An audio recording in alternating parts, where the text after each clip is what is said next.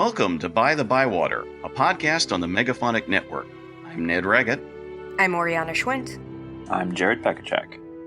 And we're here to talk about all things J.R.R. Tolkien, his work, his inspirations and impact, creative interpretations in other media, languages, lore, rip-offs, parodies, anything we think is interesting. Thanks for joining us. Hello and welcome to the 83rd episode of By-The-Bywater. It is great to be back with you all, and we all hope that you've been following along with Jared's project. He's reading The Lord of the Rings again.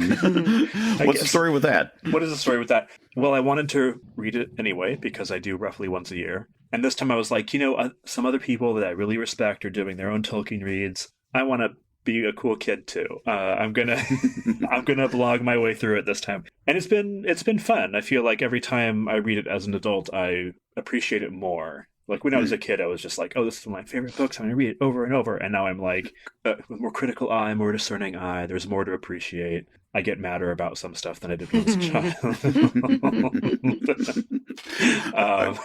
child.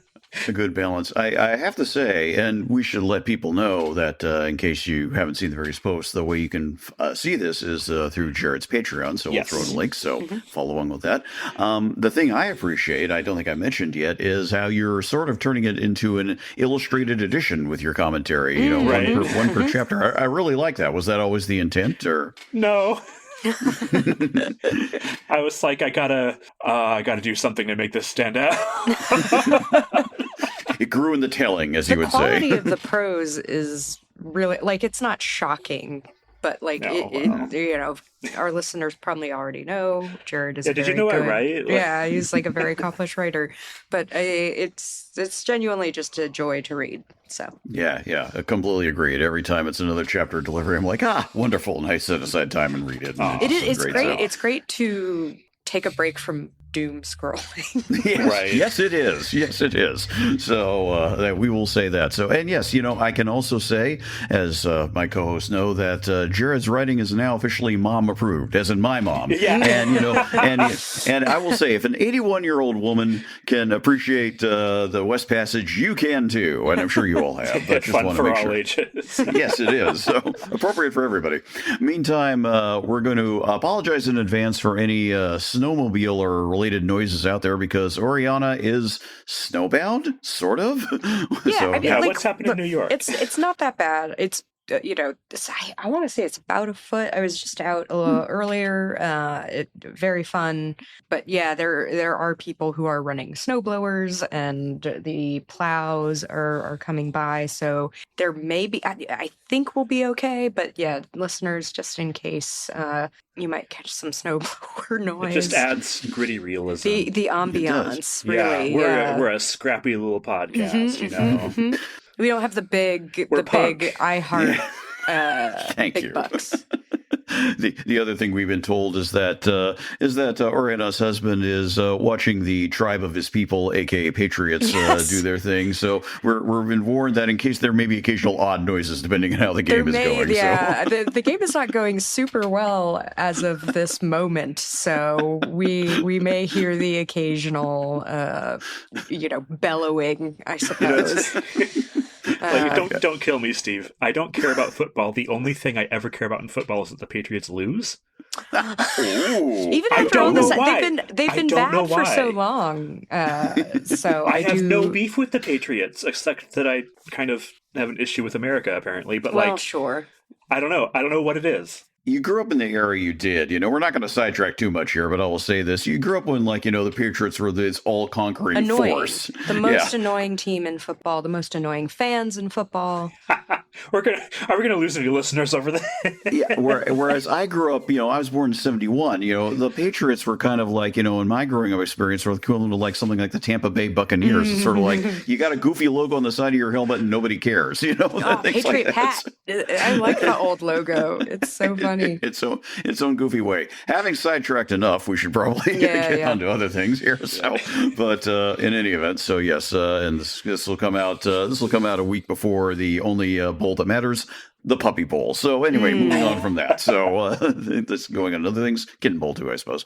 So there is some news. No, there really isn't. But we found something to talk about, or maybe vent about. So Jared, please take it away.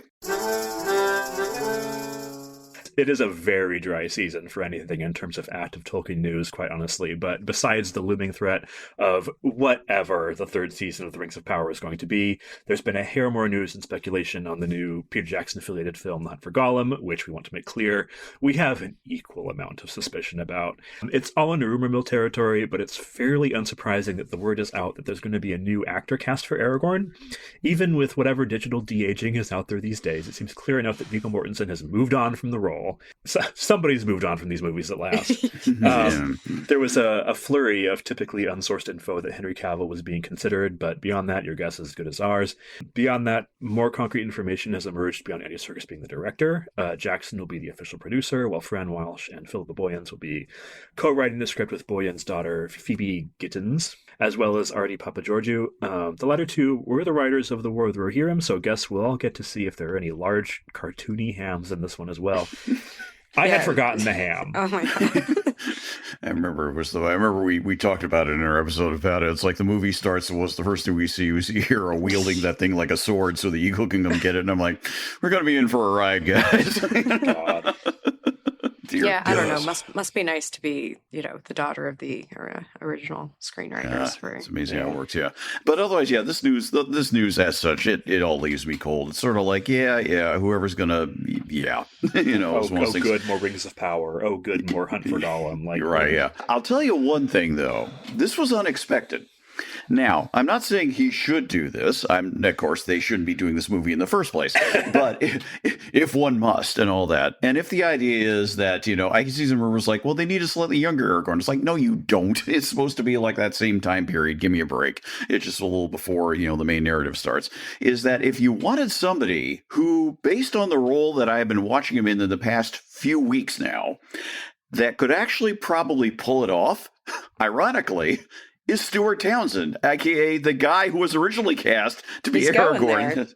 Yeah, because I am an inveterate watcher of various UK mysteries, and that includes Shetland. And he currently has a guest role in this season of Shetland. And it's a long time since I've seen him in anything. And now that he's essentially Viggo's age now, when Viggo appeared in Lord of the Rings and all that, it's sort of like, oh, you finally aged in and pulling off this role, and you've got to. You could do this now. Interesting. I'm not saying he should. I'm not saying anybody should. But it was one of those things that's sort of like, who knew? Anyway, we're 4 episodes in. By the time this comes out, the final episode will be a few days away. Don't spoil it for me. So that's all I'll say there. So, yeah, but otherwise, okay, but I just thought of like the funniest possible is like, what if like if Chalamet? Oh my! Come on, God. wouldn't that just be funny? Get thee behind me, Satan! Wouldn't it be funny? No, wait. There's precedent here. If I remember right, they're scheduling the release of this movie, I think, at the end of 2027. And you know why that works? Is that pretty much he has had Decembers on lockdown for years now. Yeah. Because like 2 years ago was Wonka, a year ago was a complete unknown. We got the Marty Supreme thing right now. Yep. Next year, or the end of this year, is going to be the third and final Dune movie. Yeah. Oh, I lost track of that one. Yeah. So I didn't expect. It seems a little soon, weirdly. I don't know. I think they've actually finished filming that, if I remember right. Villeneuve. Well, if it's coming out this year, I hope they have. Yeah, well, you never know. Stupider has happened. Anyway, so that's going on. But Chalamet is, wow. That come on, though. Like, I could totally see, like, they want butts in seats, like... The only movie star left, I guess. Yeah, but I mean, this team, I will say, has, I think, done a fairly good job of casting somewhat lesser-known actors. This is true, a lot of roles. Actually, yeah. So, I mean, even with The Hobbit, they got Richard Armitage as Thorin. Not a bad idea. The execution of what happened, we all know about and complain about, episode 50. But they actually have a reasonably good casting instinct. So. Who can say? Well, we'll put that to bed because there's a main topic to talk about. And this time around, the choice of topic is Oriana's. So, Oriana, please, the floor is yours. with the acknowledgement that quote unquote warrior mindset chuds have existed since, I don't know, basically the invention of warfare. I did want to talk about this topic because I think it's our duty to push back in a semi-scholarly way. Once again, I have not prepared as much as I wanted to because life happens. But I think it's important for us to push back against constant attempts by right-wing jags to claim the Lord of the Rings as somehow reinforcing their worldview, which generally it does not. We maybe want to start with what is a warrior? It sounds, intuitive, but I want to start with historian Brett Devereaux in general. He's great, but he also wrote a series of essays that inspired this topic, and we'll link to them in the show notes. There is a difference between a warrior and someone who fights in a war. That much we intrinsically understand. Tolkien himself fought in World War I. Safe to say the man did not consider himself a warrior and seems pretty opposed to the idea in general. Devereaux defines a warrior as someone whose vocation is war, who has no intrinsic self-described purpose other than to pursue armed conflict. A soldier goes home to their old life when the war is over. A warrior's home is war. What this word warrior is then is kind of a label of how a person relates to their society. Now, because the Lord of the Rings takes place during the War of the Ring, there's a lot of people who are soldiers, combatants, people who have been living under a wartime or siege mindset regime for quite some time. Gondor has been dealing with the renewed forces of Mordor for decades at this point, since the necromancer was driven out of Mirkwood and back to his stronghold of Mordor. What we see of Rohan is generally a kingdom under attack. Theoden, Éomer, and Éowyn are thinking about how to defend their people.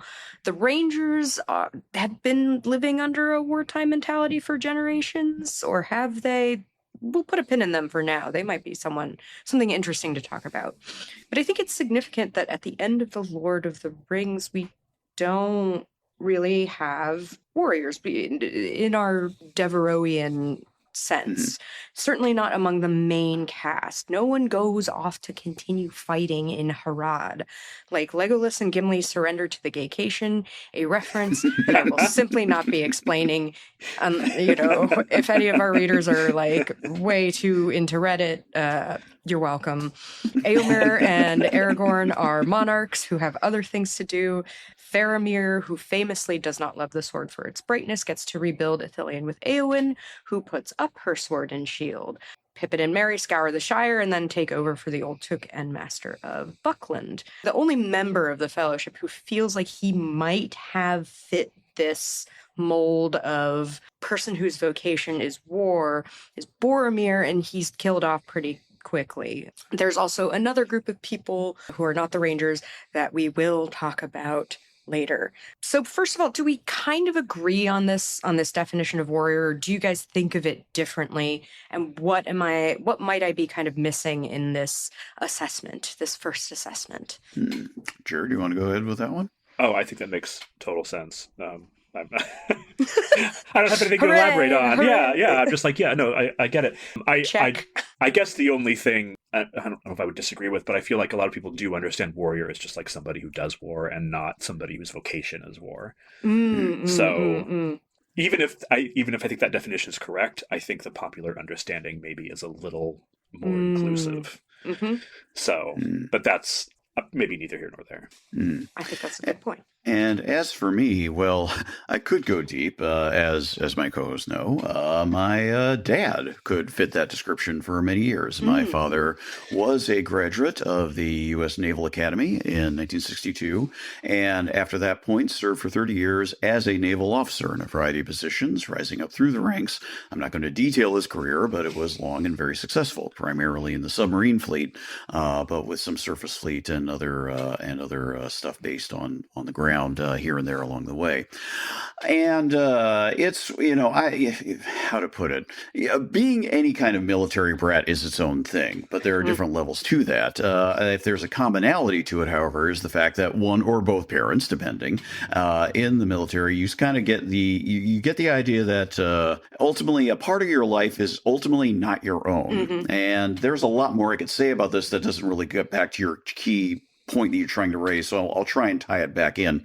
The difference between, a fighter and one who goes to war and things like that is that if something had ever broken out, my dad would have to go to war. As far as I know, he's never indicated this, and I don't believe from any of his assignments that ever fit that thing. He never once had to fire any sort of shot or ordered to be shot in anger. Lovely. Great. One less thing for me to worry about and whatever my squelching consciousness is. But I suppose the larger point is that to get back to your point of the dichotomy, you already raised the inevitable quote from Faramir, which is, which I think also is as a point of ethos as much as anything else. We'll relink that in the show notes too. It is obviously crucial. Would have been lovely if it was in the film. I can't remember. I don't think it was. Maybe you mentioned the extended version. The movies are not going to question the it's necessity a of much war. different vibe. Yeah, unfortunately, yeah, you'd have to go with that. That's kind of sucks. But anyway, to wrap up my initial point is that what Faramir says is kind of a sense of what both my vision of my dad, what I believe my dad's own ideal for himself would be. The idea that he wasn't, he was not somebody who, I didn't grow up with him around, talking about like, we're going to go over there and kick their ass or things like this. That's not my Dirty dad. commies or whatever. Yeah. I mean, was he anti-communist? As much as anybody fighting the Cold War was, by that broad definition. But you're talking about somebody who used to joke that he used to joke incorrectly, I should note, in a sense that his position of himself was accurate. He used to joke that he was leaned more to the right than Attila the Hun. This was him back in the 80s. That has long since changed. You'll never find somebody who just loathes Trump more than him. And there are many other factors too. And he was always much more of a nuanced guy. It wasn't just simply down that line. And this gets further afield, and this should not be about the biography of my dad. But the larger point is this: I grew up with a model of somebody who was not some sort of brainless warrior chud, who was somebody who was not defined his own sense of self and what he projected to the world as simply being someone who was a military man, someone who would go and fight if given orders to fight. It's something that was intrinsic. It was something that was part of what's going on. It's like, well, yeah, it does that, but we never thought on that in those terms. We didn't dwell on it. There wasn't like military camp value stuff up on the walls, posters and things or whatever else the modern version of that is, or even the older version of this. We didn't grow up watching films like Iron Eagle every other week or things like that. So, and the story I like to tell, for instance, in this regard is, and I'll wrap up here, is that when Top Gun, the original, came out in '86, quite obviously a U.S. technophilic fantasy of let's blow shit up and things like this, Tom Cruise, etc. My dad had just recently served as a liaison for an admiral on a carrier group, which is kind of the main thing in terms of separate from the flight school, just showing out there because you got guys on carriers. So when we saw the film in the very heavily military dependent San Diego of 1986, near where Top Gun itself was based, we went there and we were watching it, and Dad basically treated it as a documentary and was telling us, okay, you see that bit right there? So what happens is he's doing all that, and we were just enjoying all this commentary and things like this, and it's sort of like, it was that sort of view. It's this sort of just slight remove type view. And that's one reason why Faramir's characterization strikes me as sound, because again, not trying to draw a one-to-one, but that's the model I had. And I think that's very important. I think it's interesting that Tolkien offers that model. I could go on. I'll stop there. I've been talking quite a while I do think here. it's interesting that your dad, maybe we need to introduce violence into our definition. Someone whose vacation is vacation. Ooh. Ooh. That's not a warrior, that's a serial killer. Ooh. Someone whose vacation go. is violence. That's just the TV series Dexter. I don't know. Yes. Someone whose vocation is violence, which does include serial killers, actually. Great. Serial That's a killers, hobby. That's a hobby. not, it's important to have hobbies that you don't monetize. Things you didn't expect you to learn from By-The-Bywater, everyone. If you're killing people for your own personal monetary and societal gain, because there is an element, warriors are traditionally given, they are a class unto themselves, and they are you have to have a lot of resources to be able to only think about violence or pursue violence, in other places, hopefully not within your own society. That just makes you a serial killer.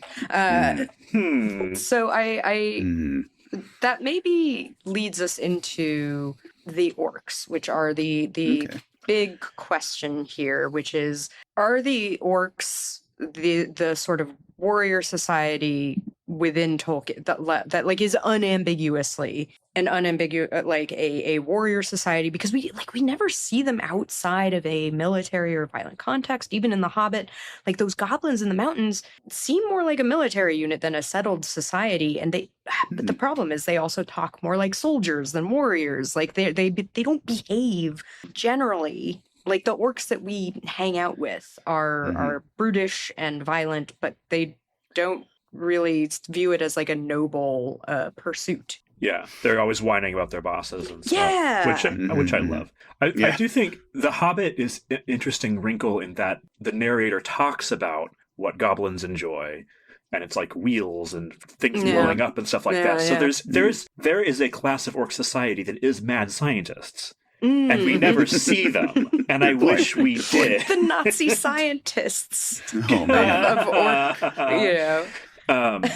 so they're not solely a war-driven society, but we're just not given sufficient evidence to determine like what they're doing when they're not part of the War of the Ring or the Battle of Five Armies, which is frustrating. And that's part of what makes the orcs so problematic, is that we aren't given any evidence aside from conflict. So we could throw in too. It's a small note, but I think it's worth teasing out when it comes to the orcs, that when it comes to any sort of like higher leadership, you could say, in orc things, we don't see that. We don't know what it is. Yeah. Broadly, we could say like, well, the Nazgûl seem to order them all around. I'm like, yeah, even so, there's still only 9 of them, and there are a lot of orcs. Yeah. So, and I'm saying we needed an exact organized chain of command. I'm not being anything like that. But I guess my point is that as Jared rightly noted, we get the ground level, the grunt work, the type of thing that, Tolkien himself would say in later years, that being on the front and being in a military thing was, it was very, is in mind very orcish. He sort of related that, people just sort of, and all this sort of thing. But, we know who the commanders are. You could argue the strategists on the side of Gondor, Rohan, etc. when it comes to the War of the Ring. On the other side, we may get the one-off casual mention of a Gothmog, who is like the second command to the Nazgûl in the Battle of the Pelennor Fields. But we don't even get this person directly, just that they existed and did a thing. We don't even know if it's an orc or not. Yeah, it seems to be that, but we're not sure. And it's this opaqueness that tends to reduce down the orcs to just the vaguely organized rabble with a couple of local captains, and that's about it. Versus are much more clear, here's the people in charge of this, here are the ones who are in charge of which sections of the Rohirrim and things like that. It's a small thing, and he doesn't go in deep, but it's still telling. And you could argue it's because we know that we get the story told by the victors. Okay. But it still sets a tone of expectation, especially in terms of battling, who's battling, the idea that, this sounds random, but, I'm sure Elon Musk would love this. The Roman legions on the border versus the rabbles of like invading Huns or whatever the hell, that's a very, very blunt way to characterize, sort of like, hey, we know what we're doing because we're all this, that, they're just coming in as a flow. And it's sort of like, that's convenient. So, it feels like it could also be a justification, either like unconscious on Tolkien's part or within the text itself and the quote unquote writers of the text that we are reading, where if this is a group of people who only do violence, who do not have any other kind of social vocation, do not have any other kind of society, then their utter destruction is like a natural sort of... It's a net good for the world. Yeah. Which again, I think Tolkien ended up really not. He really struggled with that later. He kind of shit the bed on this one. Yeah. Well, like he seems to kind of have known that, like, no. He knows he made a mistake. He just didn't know how to fix it. Yeah. Which is frustrating. Like, don't let it go to press if you. One of the things that the text does that makes the orc so problematic, and now we're just doing our orc episode again, but like, it sets up peace as the ideal. You know, it's a sign of decay that Gondor now loves warriors as a class. Mm-hmm. It's a sign of being less, quote, civilized, unquote, that the Rohirrim love war and valor and all that. So you set up that as the ideal, being at peace and all that. And then you give your enemy their only trait is war and chaos. And then it's like, okay, well, if we love peace, we have to exterminate them. Yeah. Which is kind of a gross little bit of, I had a term and I lost it. Chicanery? No, that's not right. Justification? I don't know. Well, here's something to maybe sort of throw into this, and I was sort of thinking more about this as Orion was talking earlier, and that is framing where Tolkien places war in his societies over time as they evolve through history. In all cases, it always seems to come after something Arcadian. You can argue that everything is always another fall. And each time the particular fall is that when a society of any sort gets more military/militarized. You could argue that, the Valar enter the world and everything's fine. Then Morgoth screws things up and they eventually got to fight him. The elves are, or at least a good chunk of them, end up over in Valinor. Everything's fine. But then Morgoth is sort of like, hey, whispering this. And then we are explicitly told that all of a sudden the elves really start getting interested in wearing swords and armor and things like this. It's sort of like, okay, you're putting that on, even though you have nothing to fight. It's sort of like, okay, the rot begins there.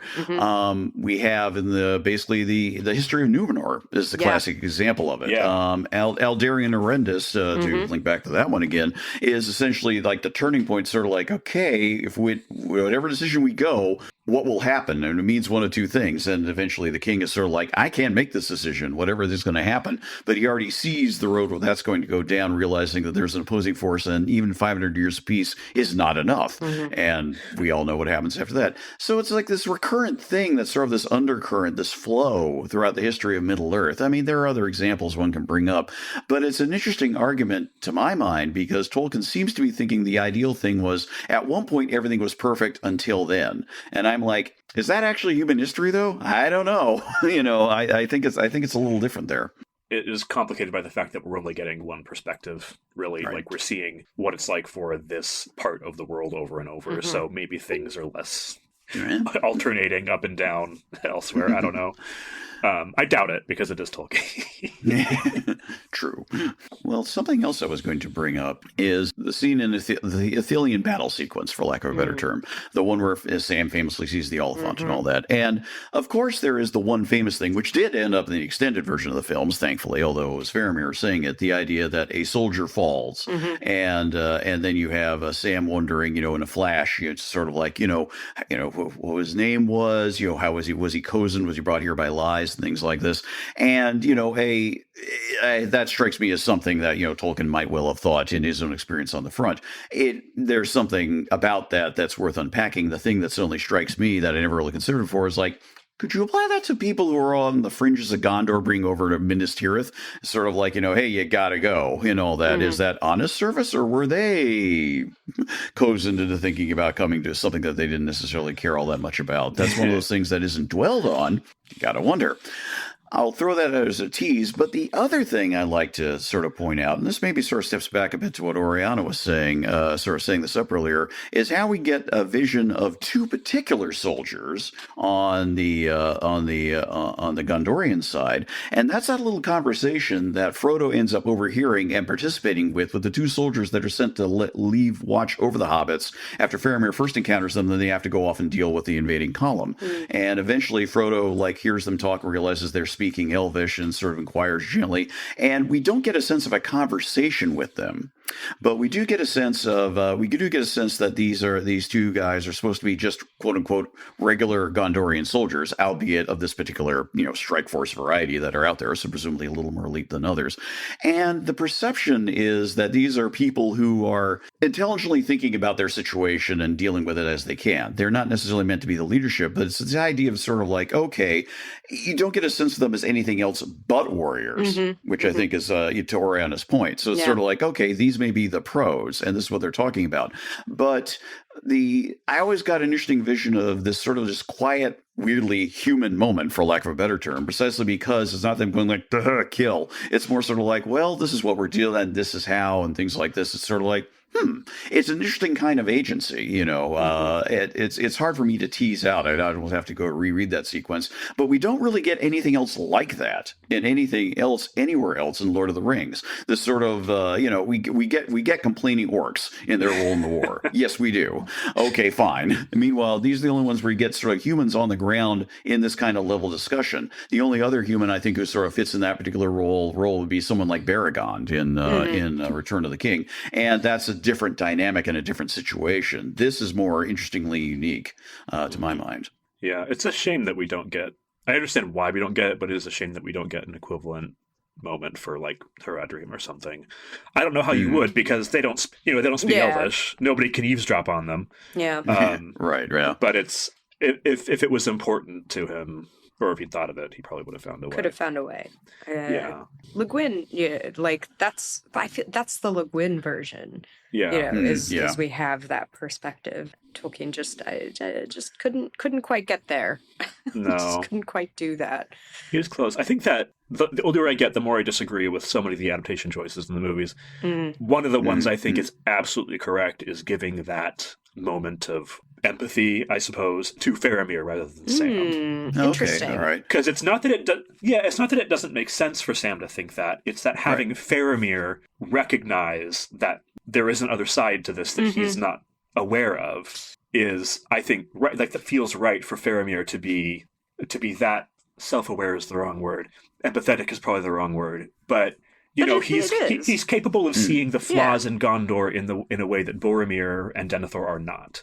Yeah. So he's sort of an outsider. He's capable of empathizing with the Haradrim and recognizing that while in this war he's on the right side. Something must have brought this man from somewhere else, and what brought him here, and what is he thinking about that? And we'll never know because he's dead now. Right. And it's my fault. Yeah, literally in the case of the movie version, because he is the one who shoots the arrow who kills him. And I will say, and again, movie not book, but the fact that the giving it to Faramir in that regard is interesting too, because it fits the more desperate, on edge tone of the movies, where everything is a little grimmer all around, where everything is a little more unsure. The fact that he concludes that version of the observation and is sort of that hard-bitten war will make corpses of us all. It's sort of like, that's not book Faramir. No. That's very much movie Faramir, but it suits movie Faramir. And in combination with the transference of the speech or the thought from Sam to Faramir as a spoken thing, it's sort of like, not bad. But yeah, that's a very good observation. I think the idea of, actually, I had two thoughts sort of once. Let me pull back on the other one that was a little more earlier, a little more concrete. Mentioned Numenor in passing. I think Numenor is interesting precisely because that is kind of exactly where Tolkien seems to just do nothing but a huge divide between the idea of war for its own sake versus war because you have to survive somehow. And in terms of the fate of what happens there, because the clear division, Ar-Pharazôn versus the faithful, and we all know what happens with the faithful. They end up founding the realms in exile. Sauron's there. It's like, okay, fine, last alliance. We'll do the thing. We'll fight. Most of us die, but still, we've done the thing there. The idea is there's the threat right there. Whereas Numenorian society, for centuries before that, before it itself is totally destroyed, basically shifted over to we will conquer and take over everything because we can. We don't care. We are the aggressors and everybody else serves us, period, the end. And it's an extreme division. But to get back to Oriana's initial point, I think it's sort of like if you could reduce Tolkien down to that. It's clear it's arguably clear that's exactly how he sees it, at least in terms of for men, if not necessarily for elves, and why that's a particular issue. And on the one hand, he's not wrong. He's not wrong. I guess, the question is that, is that meant to be too naive? I don't know, and things like that. But he clearly ascribed great importance to it, because if you want to throw in another comparison, Tolkien fought in a war, had his deep suspicions of governments, you could say, in general. We all know about that. And it's interesting because I'd have to double check. I do not believe someone like Robert E. Howard, to go to another fantasy writer of note, was a soldier of any sort himself. But boy, was Conan all about going around chopping things up. There is your classic, there is a warrior. That's his whole point. He is the barbarian warrior. He eventually becomes a warrior king, but he's still a warrior. That's what he does. He has his sword, he goes around, fights adventures, kills a lot of people, or things, or stuff, or whatever. That's what he does. That's the whole point of it. And clearly Howard valorized that to an extreme degree, a very extreme degree, whereas Tolkien clearly did not. That's a very, very specific difference. If we wanted to bring him more into an English writer context, we mentioned him before, I'll mention him again, Edison. The whole point of the characters of the Worm or Ouroboros is that they have to fight. They fight throughout the entirety of the book. And when they have nothing left to fight about, they just about to lose it until basically they get the chance for history to repeat itself so they can be fighting again and again for eternity. They have to have that. Whereas Tolkien clearly does not like that idea at all. Just absolutely hates it. There's a reason the hobbits are the protagonists. Like, come on. Yes. Yeah, one of the things that obviously Tolkien wasn't going to get to in any of the books was like, when you have war, valor in war, warriorness as a cultural ideal, you are not built for long-term stability. Rohan is going to start a war with Gondor. Because they have survived this long solely because there is conflict around them. Yeah. If there is long-term peace, they have no other way to feel like men. They're going to destroy themselves. I don't see any real-world application for that. It's a shame that this lesson only exists in fiction, but...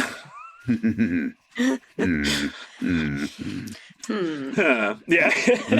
In a word, It is interesting that Rohan has all the trappings of a sort of warrior society, a society where there is a warrior class. It seems like Eomer and others, Erkenbrand, Theoden has his Huskarls.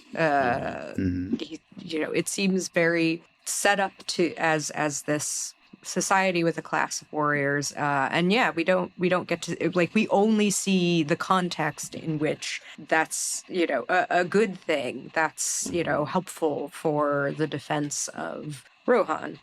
Yeah, and of Gondor. And of Gondor. Yeah, it's useful now, but when you have long-term peace, it's not going to be useful anymore. I'm thinking back on our Gone Bury Gone episode all that time ago, whereas the idea is that, they said, like, yeah, we'll offer you help, but would you please stop killing us? I'm like, does the kingdom lead raids? Do they have expeditions? What goes on here?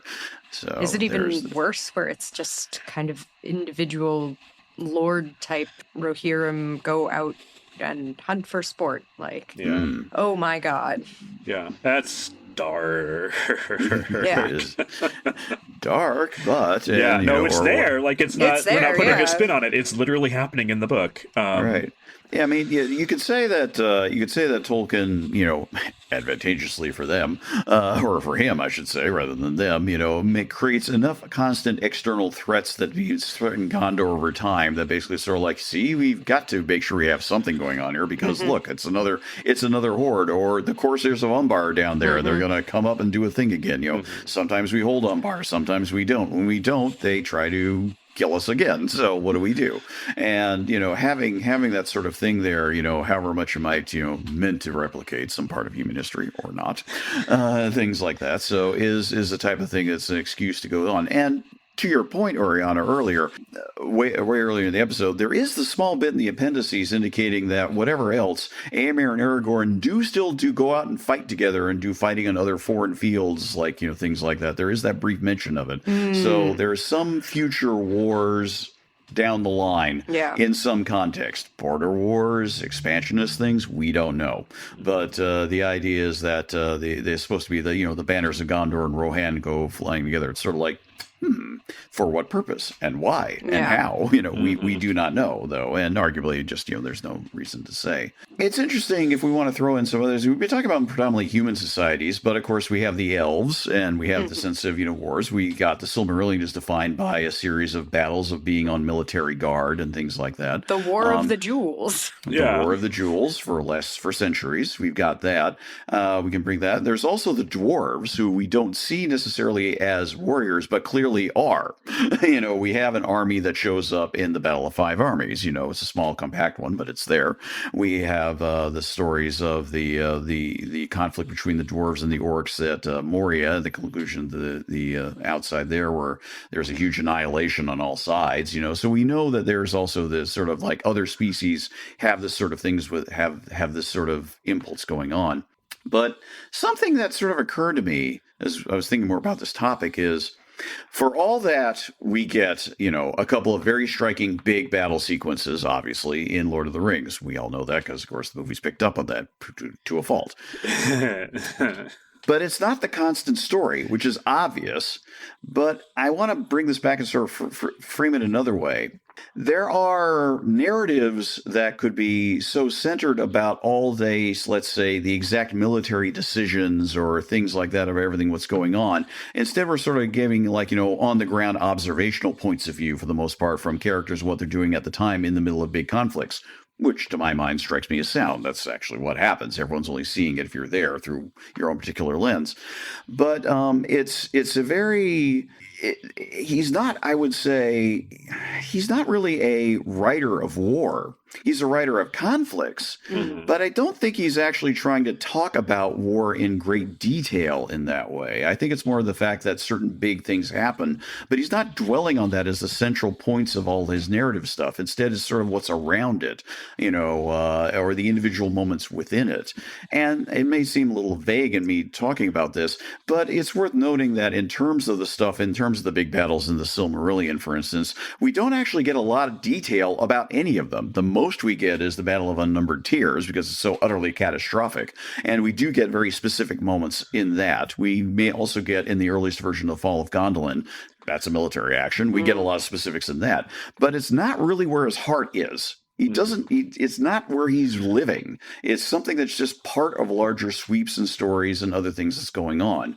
I think it's interesting, especially since he started writing it after his experience in war, that this whole central narrative isn't really about war. It's about conflicts. It's about battles in a way, but it's not really about big military actions. It's about other things. And I think that's an interesting shift. He could have just simply retold World War I over and over again in his books. He didn't. Thank God.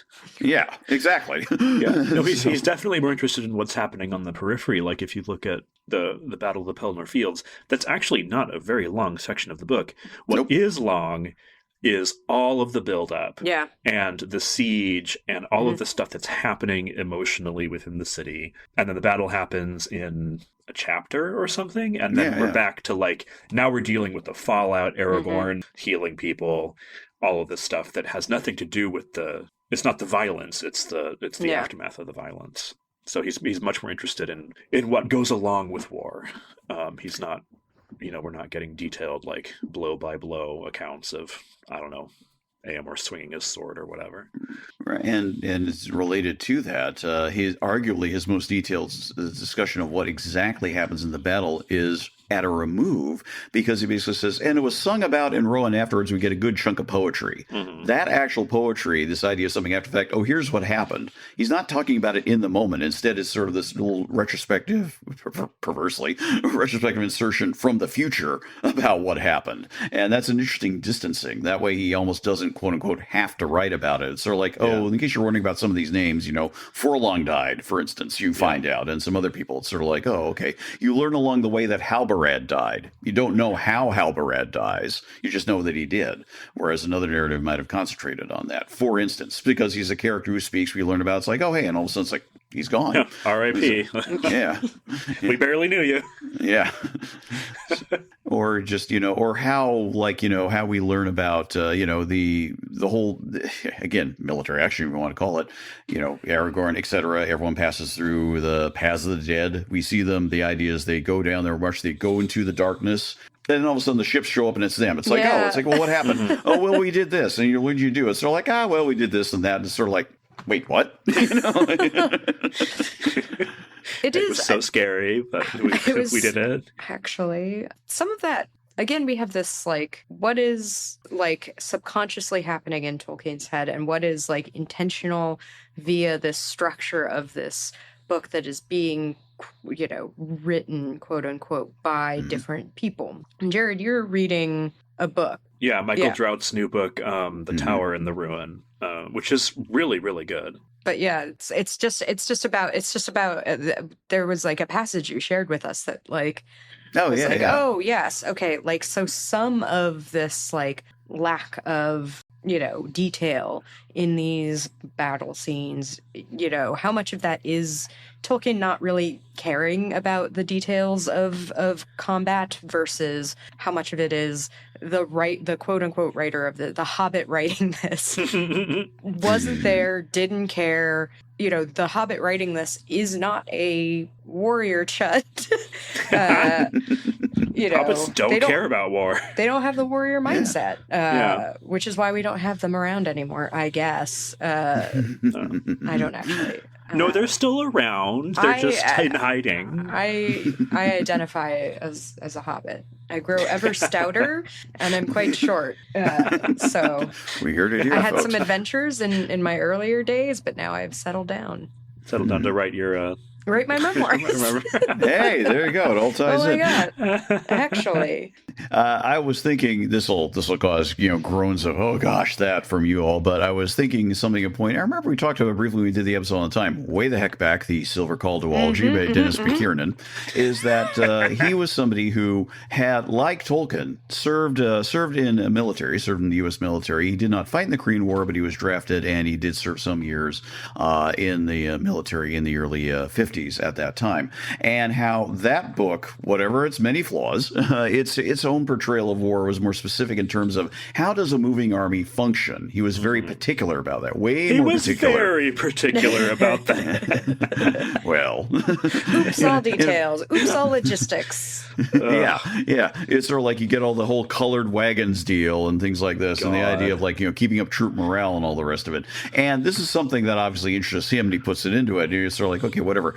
Tolkien doesn't care about any of that. The most in terms of morale is in terms of like you got to have morale going is Theoden giving the rousing speech right before the charge with the charge of the Rohirrim. That's it in terms of any sort of specific thing. You get a sense that Gandalf provides morale when he steps over from Denethor, but that's a high level strategic thing as opposed to whatever a company commander may be telling his thing. Again, that's not in Tolkien. Tolkien really doesn't address that. He doesn't really care about it. Whereas other writers and using a particular thing might be sort of like, oh, let's bring this in.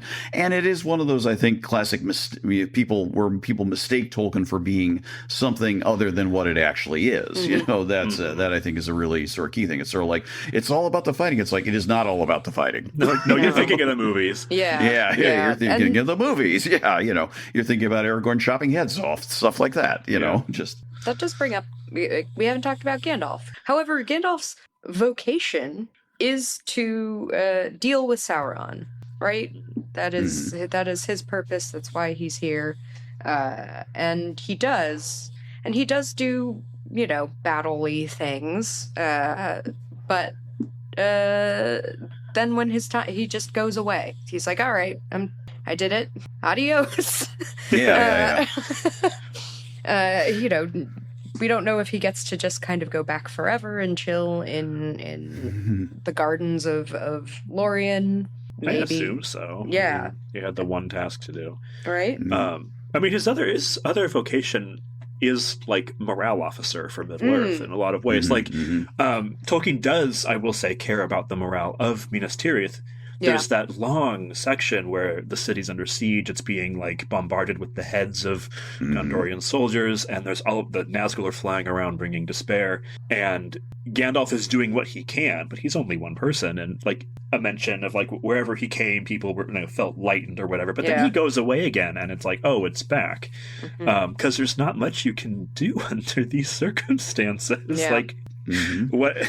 We have like a game night or whatever. Like this is sort of an underrated, or this is something that the Warrior Chuds miss about what it means to fight, to be under siege, to have an enemy that is actually laying there. siege to your city. Real. There's no application of any of this to anything that may or may not be happening. No, in the I love United literature that States. just floats free Yeah, of yeah, any yeah, it's fine. attachments and has nothing to do with reality. Applicability? What's that? I don't know. There is so much more to even. Okay, let's say okay. There's so much more to the idea of being a warrior than simply meting out violence as you see fit. You do need to keep up people's morale. You do need to give people strong social bonds for cohesion on the field of battle. Like, that's just, there's so much more than the act of violence. Forming bonds via violence is just, it just doesn't work well. It's interesting for people to just continually miss the point, not see the forest for the trees, I guess. We're getting close on time, so we should probably start thinking about wrapping up. I guess my own final thought, just to throw it in, is that if there's anything I think Tolkien notes about being a warrior is like he absolutely loves it, per to your point about, Gandalf apparently not doing where it's like letting it go. Letting it go. The four hobbits return through the Shire. There is the Battle of Bywater. There is the final thing there. Frodo clearly hates it. It's one of those things like, okay, we have to do this, but still, and all that. And the idea is that after that, it's like, okay, finally, we're done, and things like that. It's almost sort of like a last little thing that it's because circumstances and needs must. The militarized border patrol isn't anymore after that all done. So basically, it's sort of like is firmly gone. Things like that. So that's sort of, it's clearly his thing about it is it. I don't think you would say it's ever even good to experience, but I think the important thing is that if you do experience, is not to stay there, and to deal with whatever wounds you have in whatever way you can, maybe. But that's a wider topic, I suppose. That's kind of my read. Jared, any final thoughts? Yeah, I mean, one of the things that these people really miss about Lord of the Rings, possibly because nobody ever says it outright, and they're not capable of reading the symbolism or context or whatever, is that violence is a tool. It's not the only tool. We're seeing a part of the world and a time in the book that has been driven to the point where violence is the tool that they have. But that doesn't mean it's the only tool that a society has to deal with something. It's not the only tool a man has to deal with something. And the fact that, again, Frodo is the protagonist.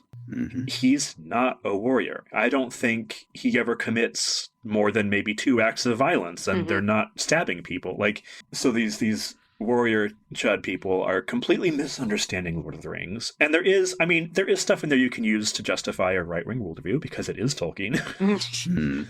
But not this worldview. Yeah. Right. And when you have people who think that being a warrior is the ideal of masculinity, that is not sustainable if you want to exist in a society. I mean, even in the real world, I want to say it was like the ancient Celts never formed a stable state and couldn't resist the Romans, really, because they were so busy being warriors that they were fighting with each other and could not unify against a common enemy. Yeah. And that's an extreme example, but it's like, you should know, you should just understand that violence is not a lifestyle. It shouldn't be a lifestyle. You shouldn't live like this. There are better things to do with your time. It's Read a bad. fucking book, people. Yeah, the toll that violence takes on perpetrators is, it's a secondary harm. Obviously, the violence they perpetrate on others is much more important. However, it's bad for you. It's bad for you to constantly think about violence, it turns you into an orc, where all you can do is complain about petty things and murder each other over trinkets. Be Aragorn, not an orc. Aragorn is marked as the king not by his leadership skills on the battlefield, but because he has the hands of a healer. Yeah. There you go. It's so significant that when he is introduced, he is carrying a broken sword. And I know why the sword is broken. I know all the reasons behind it, but symbolically, that's telling you a lot. Yeah. About this. He's not the ideal man. He is an ideal man. And violence is not his first choice. Yeah.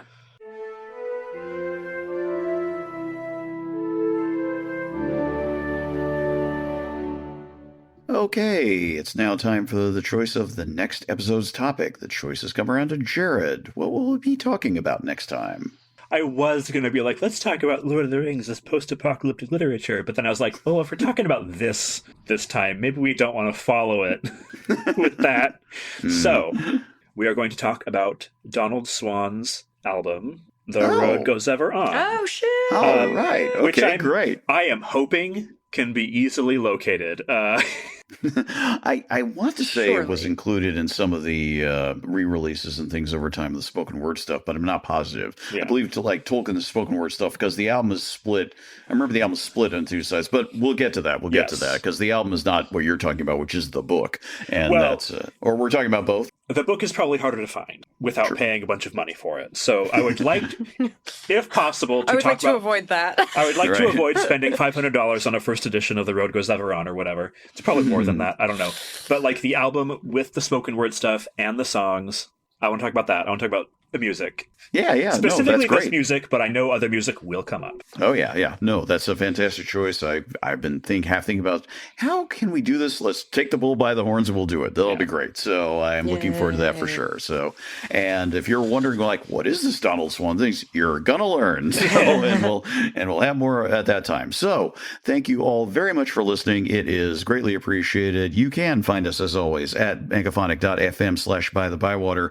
And if you join the Megaphonic Patreon, you can join our Discord for the entire network and chat with us and do things there and all that. It is always greatly appreciated. We've had newer members joining in recent months. It's really great to hear and see get their perspectives on things. We always appreciate it, and we encourage you all to please join us. You can also email us at bythebywater@gmail.com, and we are on Blue Sky and at By-The-Bywater there, as well as all three of us individually and various other spots on social media as you choose to follow us. But that'll be about it for now. We appreciate it greatly. Thank you very much for listening, and until next time, we'll talk to you then.